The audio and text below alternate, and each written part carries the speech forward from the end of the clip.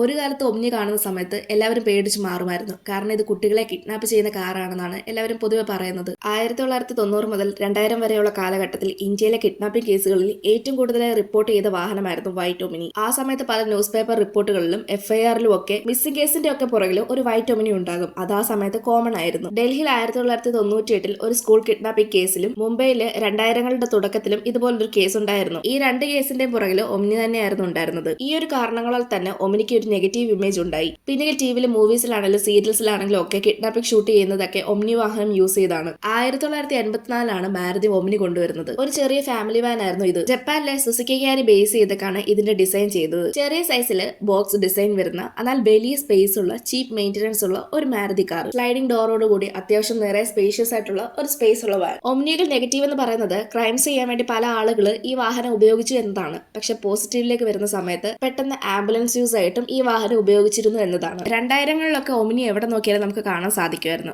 ചിലർക്ക് അത് അവർക്ക് ഫസ്റ്റ് കാർ ആയിരുന്നു. എന്നാൽ 2019 ആയപ്പോഴേക്കും ഗവൺമെന്റ് സേഫ്റ്റി റൂൾസ് ചേഞ്ച് ചെയ്തപ്പോൾ എയർ ബാഗ്സ്, ക്രാഷ് ടെസ്റ്റ് പോലെയുള്ള ഫീച്ചേഴ്സ് ഇല്ലാത്തതിനാൽ പ്രൊഡക്ഷൻ സ്റ്റോപ്പ് ചെയ്തു. ഏകദേശം 35 വർഷം ഇന്ത്യൻ മാർക്കറ്റിൽ ഒമിനി റൺ ചെയ്തു എന്നുള്ളതാണ്. പക്ഷേ ഇന്നും ചില വീടുകളിൽ അവർക്ക് ലോക്കൽ യൂസിന് ഈ വാഹനം യൂസ് ചെയ്യുന്നു എന്നുള്ളതാണ്. നിങ്ങൾക്ക് ഏറ്റവും ഇഷ്ടമുള്ള മാരുതി കാർ ഏതാണെന്ന് കമന്റ് ചെയ്യൂ. ഇതുപോലെയുള്ള കൂടുതൽ വീഡിയോസ് കാണാനായി ചാനൽ സബ്സ്ക്രൈബ് ചെയ്യാനും ഇൻസ്റ്റാഗ്രാമിൽ ഫോളോ ചെയ്യാനും മറക്കല്ല്.